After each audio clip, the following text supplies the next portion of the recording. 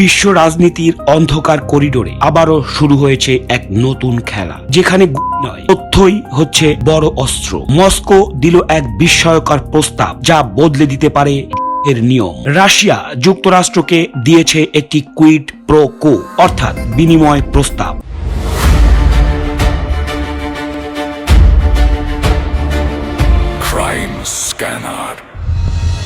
প্রস্তাবটি সরল, কিন্তু এর প্রভাব অত্যন্ত গভীর। ক্রেমলিন বলছে তারা ইরানের সঙ্গে আর শেয়ার করবে না মার্কিন সামরিক ঘাঁটির গোপন তথ্য।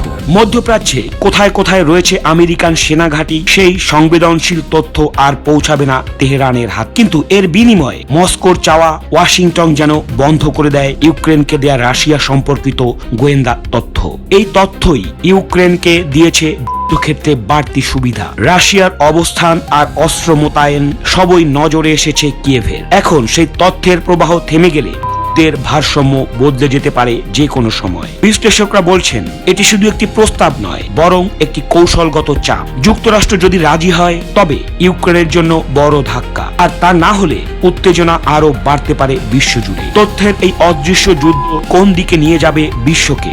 সমঝোতা নাকি আরো বড় সংঘাত? এখন চোখ পুরো বিশ্বের ওয়াশিংটনের সিদ্ধান্তে। আপনারা দেখছেন গণকণ্ঠ ক্রাইম স্ক্যানার। সত্যের সন্ধানে আমরা থাকবো সব সময়।